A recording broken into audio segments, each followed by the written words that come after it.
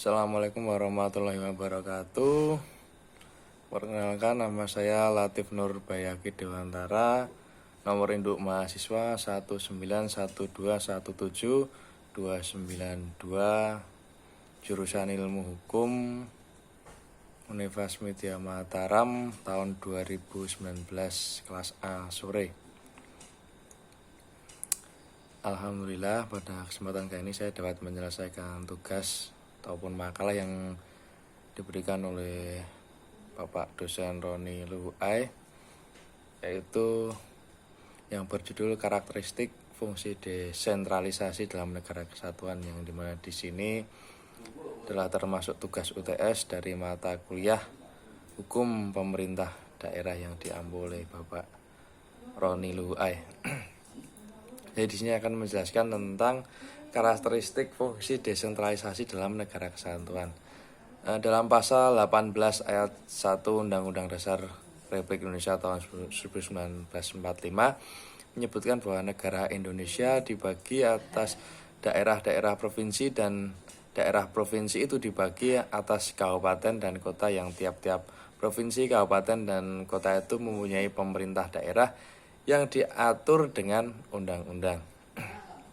Sedangkan dalam pasal 18 Undang-Undang Dasar 1945 ayat 2 sebagai ground norm dari pemerintahan daerah secara tegas menyatakan bahwa pemerintah provinsi, kota, kabupaten mengatur dan mengurus sendiri urusan pemerintahan daerah, kemudian dilakukan berdasarkan prinsip otonomi seluas-luasnya, kecuali urusan pemerintahan yang oleh undang-undang ditentukan sebagai urusan dari pemerintah pusat.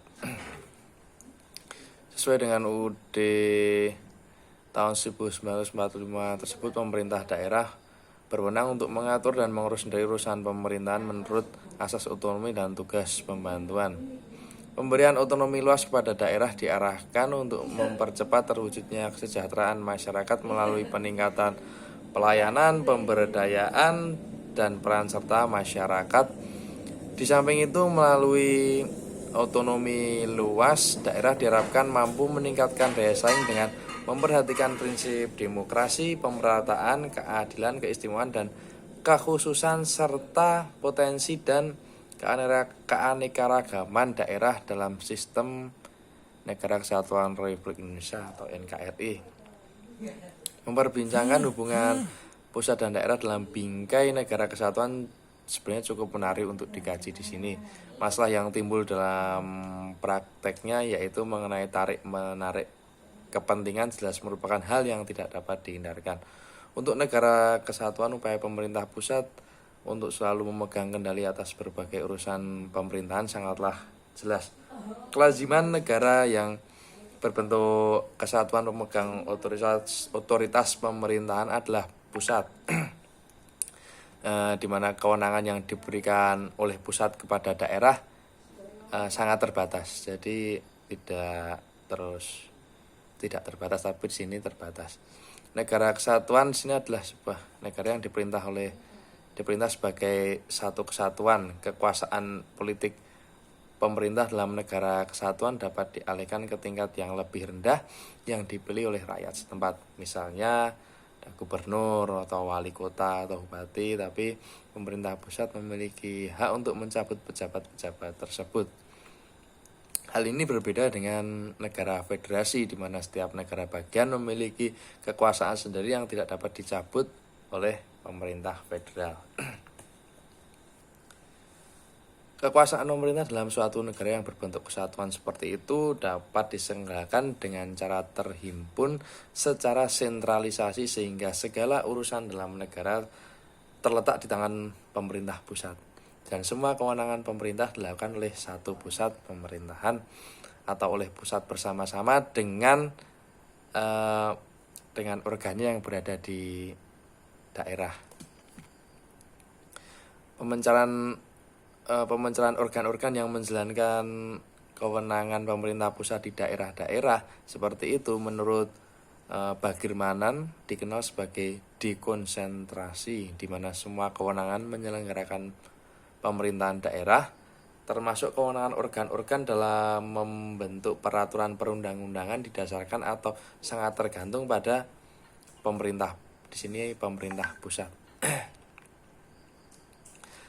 Selanjutnya saya akan menjelaskan tentang sistem desentralisasi. Desentralisasi merupakan suatu istilah yang secara etimologis merupakan bahasa Latin yang terdiri dari kata de yang berarti lepas dan sentrum yang berarti pusat, sehingga bila diartikan di sini desentralisasi berarti melepaskan diri dari pusat.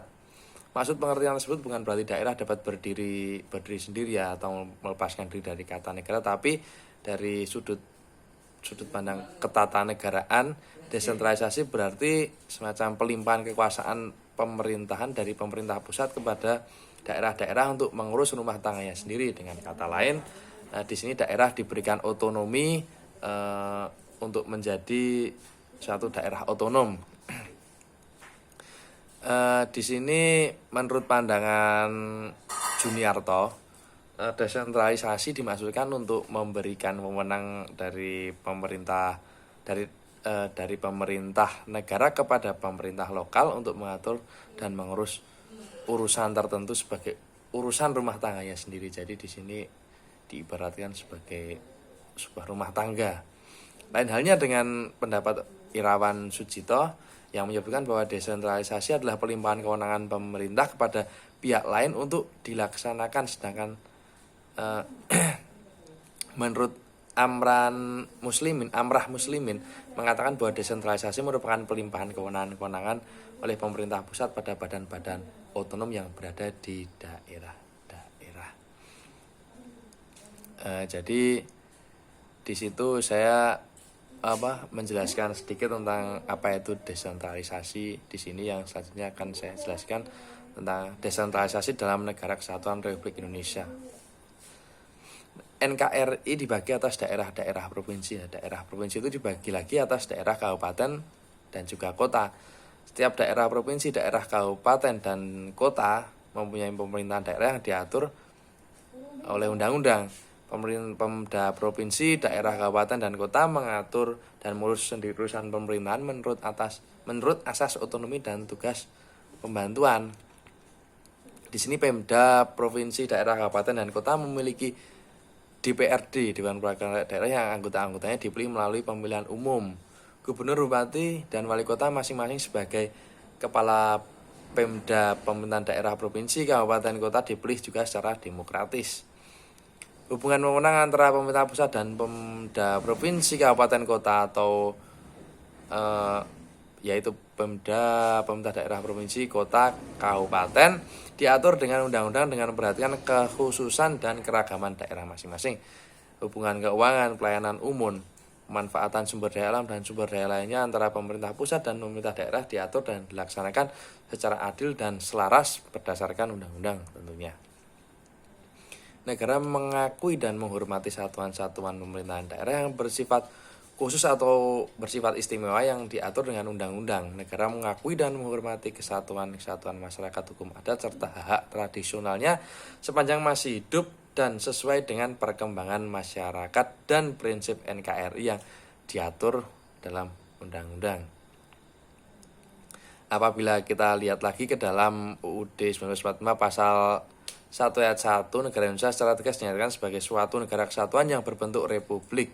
Prinsip pada negara kesatuan ialah bahwa yang memegang tampuk kekuasaan tertinggi atas segenap urusan negara ialah pemerintah pusat tanpa adanya suatu delegasi atau semacam pelimpahan suatu kekuasaan kepada pemerintah daerah.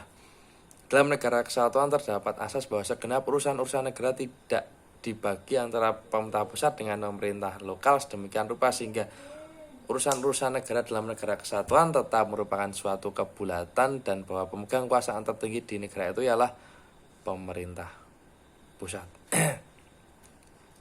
Nah, jadi kurang lebih sekian yang mungkin akan saya simpulkan. Jadi sedikit kesimpulan bahwa pengaturan tentang pembagian kekuasaan antara pemerintah pusat dengan Pemda atau pemerintahan daerah di Indonesia telah ada sejak pertama kali negara ini diproklamasikan tahun 1945. Bahkan telah dikenal pada masa penjajahan Belanda dan Jepang. Pembagian kekuasaan tersebut menjadi dasar lainnya distribusi kekuasaan secara horizontal antara pemerintah pusat dan juga pemerintahan daerah. Seiring dengan adanya distribusi kekuasaan yang bersifat horizontal itu pula lahir asas otonomi daerah. Otonomi daerah yang terkandung maknanya dalam pembagian daerah dalam suatu negara mengandung kesadaran bahwa daerah-daerah otonom itu memiliki sejarah kebangsaannya yang berbeda-beda. Dan begitu kurang lebihnya sekian yang dapat saya sampaikan. Kurang lebihnya saya mohon maaf. Wabillahi taufiq wal hidayah. Assalamualaikum warahmatullahi wabarakatuh.